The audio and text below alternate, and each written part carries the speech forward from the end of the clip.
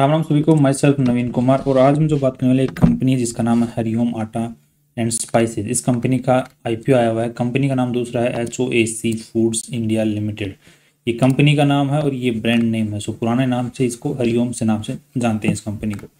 सो इसके बारे में बेसिक डिटेल्स के बारे में जानने की कोशिश करेंगे, किस तरीके से आज तक की परफॉर्मेंस रही है, उसके अकॉर्डिंग फ्यूचर में प्रेडिक्शन करने की कोशिश करेंगे और आईपीओ में किस तरीके से हमें लिस्टिंग गेन्स मिल सकते हैं, क्या लिस्टिंग गेन्स हम एक्सपेक्ट कर सकते हैं, उसकी चर्चा करेंगे।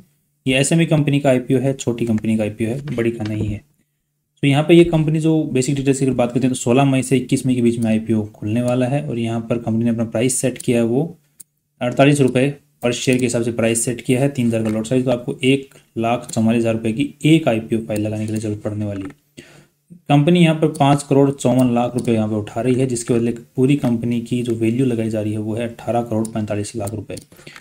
कंपनी के जो मालिक लोग हैं उनके पास में लगभग 100% के आसपास में शेयर होल्डिंग थी आईपीओ से पहले। आईपीओ के बाद में 70% के आसपास में शेयर होल्डिंग रह जाने वाली है। सो ठीक ठाक शेयर होल्डिंग रह जाने वाली है आईपीओ के बाद में भी, मतलब ठीक 5% एक्स्ट्रा ही दे रहे हैं सेबी की जो गाइडलाइन है उसके अनुसार, मतलब जो एक लिमिट है, थ्रेशोल्ड है, उसके अनुसार। नेक्स्ट अगर देखते हैं कंपनी की आज के दिन कंपनी काम क्या करती है। सो कंपनी पहले तो आटा जो है आटा बेचने का काम करती थी, आटा चक्की टाइप। उसके बाद में कंपनी ने बड़े होके जो और भी चीज़ें जैसे स्पाइसेज हो गए, हर्ब्स हो गए, पल्सेज हो गए, जो किराने का सामान होता है वो किराने के सारे सामान को बेचना चालू कर दिया। पहले एक ही जगह से काम करती थी, फिर उन्होंने दूसरे मॉडल्स अपनाए कि अपने जो स्टोर्स हैं वो दूसरी जगहों पर भी खोलना स्टार्ट किया और अपने आप को प्राइवेट लिमिटेड कंपनी में पहले कंपनी ने अपने आप को खड़ा किया। पहले तो अपने आप को रजिस्टर किया प्राइवेट लिमिटेड कंपनी, उसके बाद में इन्होंने अपने आप को पब्लिक लिमिटेड कंपनी में कन्वर्ट किया और उसके बाद में कंपनी अपना आईपीओ लेके आई है, क्योंकि पब्लिक लिमिटेड कंपनी में कन्वर्ट किए बिना खुद को कंपनी आईपीओ लेके नहीं आ सकती है। ओके, नेक्स्ट अगर देखते हैं कंपनी आज के दिन, तो कंपनी आज के दिन जो दो मॉडल के तरीके से काम करती है। एक तो कंपनी खुद के स्टोर्स खोलती है, साथ में किसी और को अपना ब्रांड नेम यूज़ करने की परमिशन भी देती है। तो वहाँ पर कमीशन फिक्स होता है। जो भी इंसान अपनी खुद की दुकान खोलता है और कंपनी का लोगो लगा देता है हरिओम फूड्स के नाम से, तो वहाँ पर कंपनी उसको अपने प्रोडक्ट्स देती है बेचने के लिए और साथ में जो मार्जिन होता है वो सेट होता है। मान के चलो कि 100 रुपये का सामान, इसमें 20 रुपये का प्रॉफिट बचता है, उसमें से 10 रुपये कंपनी के, 10 रुपये के जिसकी दुकान है उसके। इस तरीके से मैंने एग्जांपल लिया है। इस कंपनी का किस तरीके से सेटलमेंट होता है वो कंपनी को ही पता है।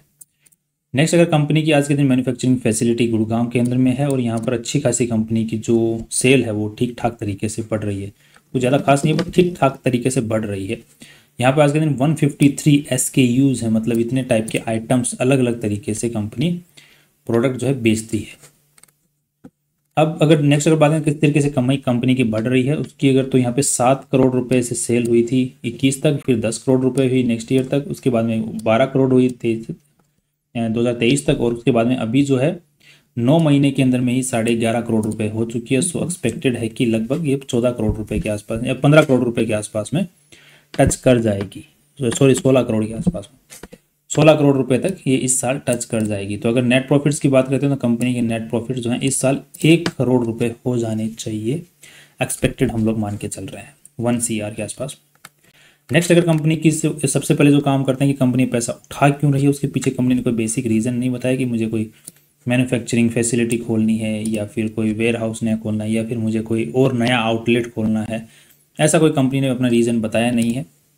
कंपनी ने बोला कि वर्किंग कैपिटल रिक्वायरमेंट, जो कंपनी का बेसिक स्ट्रक्चर जो चल रहा है उसमें पैसों की ज़रूरत पड़ रही है, उस पैसों के लिए हमें उसके लिए पैसे चाहिए। अब यहाँ पे काफ़ी सारे सवाल मेरे दिमाग में उठते हैं कि कंपनी का जो मॉडल है वो फ्रेंचाइजी मॉडल है या फिर कोई रिटेल आउटलेट्स, कंपनी के खुद के रिटेल आउटलेट्स होते हैं। अगर उसके लिए पैसे चाहिए तो कंपनी उसके लिए पैसे उठा सकती है। यहाँ पे रीज़न बता सकती थी कि मेरे को रिटेल आउटलेट्स 10 और खोलने हैं, 5 और खोलने हैं, 4 और खोलने हैं, इस टाइप से, बट ऐसा कोई रीज़न कंपनी ने नहीं बताया है। नेक्स्ट अगर कंपनी की कुछ दिक्कतें भी मेरे को कंपनी के अंदर नज़र आई हैं, उनको पहले चर्चा करने से पहले हम लोग एक बार कंपैरिजन बेसिस पे देख लेते हैं कि कंपनी की जो ऑलरेडी इस टाइप की कंपनियां स्टॉक मार्केट में लिस्टेड हैं उन कंपनियों को मार्केट ने क्या वैल्यू दे रखी है, राइट। तो उससे हमें अंदाज़ा पड़ जाएगा कि इस कंपनी को भी मार्केट क्या वैल्यू दे सकता है। तो यहाँ पर सबसे पहले देखते हैं कि PB और PE रेशियो के हिसाब से। सो पहले PE रेशियो एक्सपेक्टेड जो रिटर्न है 1 करोड़ का, उसके हिसाब से हम कैलकुलेट करेंगे तो यहाँ पे 18 का PE रेशियो निकल के आता है। इसको हम कंपेयर करके देखते हैं तो यहाँ पर कॉन्टिल इंडिया, ये भी सेम यही काम करती है, ये एक्सपोर्ट करने का काम करती है इंडिया से बाहर। यही सेम चीज़ें जो कंपनी इंडिया में बेचती है ये एक्सपोर्ट करती है उन्हीं सामान को। तो इस कंपनी की जो साइज़ है 46 करोड़ की पूरी कंपनी की साइज़ है, और 47 का पी रेशियो के ऊपर में भी लोग इसको खरीद रहे हैं।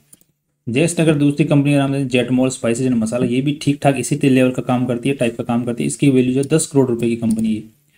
अपनी जो कंपनी आ रही है वो लगभग कितनी है, 18 करोड़ रुपए के ऊपर में आ रही है, और इसका जो पी रेशियो है वो 35 का है, राइट।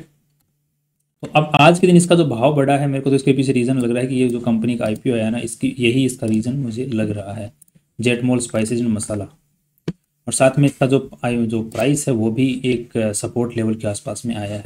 तो इसकी मैं रिसर्च नहीं कर रहा हूँ, मैं रिसर्च कर रहा हूँ हरिओम वाले की, राइट। तो इसकी मैं राय नहीं दे पाऊंगा अभी, बट पी रेशियो के हिसाब से कंपनी जो है सही प्राइस जो है सेट किया उन्होंने, अच्छी कमाई कर रही है लिस्टेड कंपनी के मुकाबले। आज के दिन वैल्यू जिस हिसाब से लगाई है उस हिसाब से अगर देखते हैं पीबी रेशियो, तो जितना कंपनी में पैसा ऑलरेडी लगा हुआ है, इन्वेंट्री वगैरह पड़ी हुई है, माल वगैरह पड़ा हुआ है, एसेट्स की जो वैल्यू है आज के दिन, उसके हिसाब से कंपनी कितनी ज़्यादा पैसे लगा रही है। यहाँ पे 3 करोड़ की नेटवर्थ है, और साथ में 5 करोड़ रुपए और उठा रही है, सो 3 5 8, 8 करोड़ के हिसाब से 18 करोड़ से 8 16, और 2.5 का पीबी रेशियो निकल के आता है। यहाँ पे इन कंपनियों का पीबी रेशियो है 5.64 एंड 1। सो एक कंपनी के मुकाबले तो अच्छा वैल्यू लगाया है, और इस कंपनी के मुकाबले खराब वैल्यू लगाई है। तो कंपनी कमाई बहुत अच्छी कर रही है, वैल्यू इन्होंने ठीक ठाक लगाई है, राइट, इतनी कुछ खास अच्छी नहीं है। साथ में ऊपर जाने के चांसेस फिर भी अभी भी दिख रहे हैं। लगभग अगर इस कंपनी के मुकाबले अगर चेक करते हैं हम लोग, तो कंपनी जो है डबल हो सकती है, और इस कंपनी के मुकाबले अगर देखते हैं हम लोग, तो पीबी रेशियो के हिसाब से तो डबल नहीं होना चाहिए, बट कमाई के हिसाब से जो है 50% के आसपास तक ऊपर जानी चाहिए इस कंपनी के साथ कंपेरिजन में। नेक्स्ट अगर देख लेते हैं कि कुछ दिक्कतें अगर आप अपने को नज़र आई हैं कि नहीं आई हैं, तो दिक्कतें मुझे कुछ दिक्कतें नज़र आई हैं। ऑफ कोर्स सी बात है, दिक्कतें तो मुझे हर कंपनी में नज़र आती हैं। एक तो कंपनी ने जो लोन ले रखे हैं वो बहुत ही हाई इंटरेस्ट के ऊपर में ले रखे हैं, कि कंपनी इस तरीके से मजबूर हो रखी है कि कंपनी को हाई इंटरेस्ट रेट के ऊपर में भी लोन लेना पड़ रहा है। मतलब कंपनी अपने आप को मैनेज नहीं कर पा रही। तो जिस तरीके से 17% के इंटरेस्ट रेट पे लोन, 18% मतलब 17.5 पौने 18 इस परसेंटेज के ऊपर में लोन लेना पड़ रहा है कंपनी को। सो कंपनी अच्छे अपने आप को अच्छे से मैनेज नहीं कर पा रही। दूसरी, ये कंपनी इन लोन्स को चुकाने की कहीं पर भी बात नहीं कर रही है इस पैसे से। तीसरी बात, कंपनी का लोन जो है वो बढ़ता ही जा रहा है। अगर कंपनी का लोन बढ़ता ही जा रहा है, इसका मतलब कंपनी पैसे को मैनेज नहीं कर पा रही है। और कंपनी का माल तो बिक रहा है, बट पैसा नहीं आ रहा है। उसका पीछे रीज़न क्या है? Trade receivables. कंपनी का अगर नेट प्रॉफिट पिछले 9 महीने में 70 लाख रुपए कंपनी ने कमाए हैं, जबकि कंपनी का जो ट्रेड रिसीवेबल्स है वो कंपनी का लगभग 1.2 करोड़ से बढ़ गया है, राइट, 1.25 करोड़ रुपए बढ़ गया। तो यहाँ पे ट्रेड रिसीवेबल्स जितना नेट प्रॉफिट कमा रही है उसके मुकाबले डबल बढ़ रहा है। तो अगर ये पैसा अगर रिकवर नहीं होगा प्रॉफिट वाला, तो फिर कंपनी नया माल कैसे बेच पाएगी? नया माल बेचने के लिए कंपनी को लोन लेना पड़ेगा, वो भी महंगे भाव में लेना पड़ेगा। तो कंपनी फ्यूचर में प्रॉफिटेबल हो रहे ना रहे, वो एक सवाल खड़ा करता है। और कंपनी के मैनेजमेंट के ऊपर सवाल खड़ा करता है कि अगर यहाँ पे हम लोग देखते हैं कि टाटा एस समझ में आता है कि टाटा लोडिंग वाली गाड़ी है, ये भी लोडिंग वाली गाड़ी है, राइट। बट इसी के साथ में फटे तो फटे बट नवाबी ना घटे, इसके लिए company Mahindra Scorpio highest version वाले लोन के ऊपर में गाड़ियाँ उठा रखी है कंपनी के नाम पे। देख रहे हो, चीज़ें देख रहे हो कि जो भी है ठीक है, फटे तो फटे नवाबी ना घटे। अब तीसरी बात करते हैं। अब कंपनी के पास में कोई ज़मीन है, ऑफिस है, रजिस्ट्रेशन है, वो मतलब जिस पे वो मैन्युफैक्चरिंग फैसिलिटी है, या फिर जो कंपनी ने वो खोल रखे हैं अपने जो हाउसेस खोल रहे हैं जिन पे वो सेल करती है, जिनको क्या बोलते हैं, आउटलेट्स इनको ऑन करती होगी कंपनी। तो यहाँ पर एक भी कंपनी का रजिस्टर्ड ऑफिस या मैन्युफैक्चरिंग यूनिट कुछ भी कंपनी खुद ऑन नहीं करती है। सब के सब लीज बेसिस के ऊपर में है, सब के सब किराए पे हैं। अगर यहाँ पे आप लोग चेक करेंगे तो इनकी सारी चीज़ें, आउटलेट्स वगैरह सब कुछ लीज पे है। Everything is on lease. So सब कुछ किराए के ऊपर में है। सो आज के दिन अगर इस टाइप की कंपनी खड़े करना, मतलब कंपनी की वैल्यू कैसे पता चलती है कि कंपनी अंडर वैल्यूड है कि ओवर वैल्यूड है, कि हमें उतनी ही बड़ी कंपनी खड़ी करने के लिए कितने पैसे लगेंगे, राइट। ये एक्चुअली मेरा मेथड नहीं था, हर्षद मेहता जो है उसका ये तरीका था, किसी भी कंपनी के ओवर वैल्यूड है कि अंडर वैल्यूड है, कि उतनी बड़ी कंपनी खड़ी करने में आज के दिन कितना पैसा लगेगा उसी लेवल की। तो उसके बेसिस पे ये तय हो जाता था कि आज के दिन इतनी बड़ी कंपनी खड़ी करने में मान के लो मुझे लगते हैं 5 करोड़ रुपए, और ये कंपनी हमसे उठा रही है 18 करोड़ रुपए, तो एक्स्ट्रा ले रही है ना पैसे। जब एक्स्ट्रा ले रही है इसका मतलब वो ओवर वैल्यूड कंपनी है। सो अब इनके पास में है क्या, इनके पास में सिर्फ एक मैन्युफैक्चरिंग फैसिलिटी है जिसके अंदर मशीनरी होगी, जिनमें ये सिर्फ दाल चक्की आटा पीस पीस के थैलों में भरते हैं, थैलों में भरते हैं, फिर इनके जो आउटलेट्स हैं वहाँ पर पहुँचा देते हैं, वहाँ से कस्टमर खरीदता है। अब ये सेटअप करने के लिए अब उनमें से कोई ज़मीन वेयर हाउसेज इनके खुद के तो हैं नहीं, इनकी कुछ वैल्यू हो, किराए के ऊपर में, तो मतलब आपको इसी टाइप की कंपनी खड़ी करने के लिए कोई एक वेयर हाउस किराए पर लेना है जिनमें आपका कोई इन्वेस्टमेंट नहीं है। उसके बाद में आपको सिर्फ वहाँ पर मशीनरी लगा दी है, और इस टाइप की मशीनरी लगा करके थैलियाँ खरीद करके पैक कर करके आपको 3-4 आउटलेट जो किराए पे ले लेने हैं और उनके ऊपर में अपना सामान रख देना है, राइट। तो ये पूरा जो खर्चा आता है वो 2-3 करोड़ रुपए में कंप्लीट हो जाएगा। तो अब आज के दिन इसके बाद एक्स्ट्रा वैल्यू किस चीज़ की है, वो है हरिओम, जो ये एक इन्होंने टैग मार्क लगा रखा है अपना, जो एक ब्रांड नेम ट्रेडमार्क जो यूज़ कर रहे हैं उसकी कुछ ना कुछ वैल्यू होगी क्योंकि काफ़ी टाइम से यूज़ कर रहे हैं। बट यहाँ पर एक चीज़ नज़र में आई कि ब्रांड की एक रेपुटेशन होती है, राइट। तो यहाँ पर ब्रांड इनका रजिस्टर्ड ही नहीं है। अगर आप लोग यहाँ पे ध्यान से देखते हैं तो इनके जो ये लोगोज हैं हरिओम वाले, ये कोई भी ब्रांड नेम रजिस्टर्ड नहीं है, ना हरिओम आटा एंड स्पाइसेज है, ना हरिओम ये वाला रजिस्टर्ड है, ना ये वाला रजिस्टर्ड है। ये एक जो है हरिओम आटा चक्की, ये जो है HO वाला ये रजिस्टर्ड है, बाकी कोई भी रजिस्टर्ड अभी तक नहीं है, राइट। तो आज के दिन वैल्यू कहाँ है, फिर वैल्यू बस बिजनेस के अंदर में है। तो कंपनी हम पैसा कहाँ लगा रहे हैं, कमाई के ऊपर में। कमाई के अंदर जब पैसा लगाते हैं तो अब यहाँ पे एक इश्यू नजर आ रहा है कि कमाई में माल तो बिक रहा है बट माल बिक रहा है वो उधारी पे रह रहा है, प्रॉफिट नहीं आ रहा, जिसकी वजह से लोन बढ़ रहा है, तो कल को अगेन मुसीबत आ सकती है।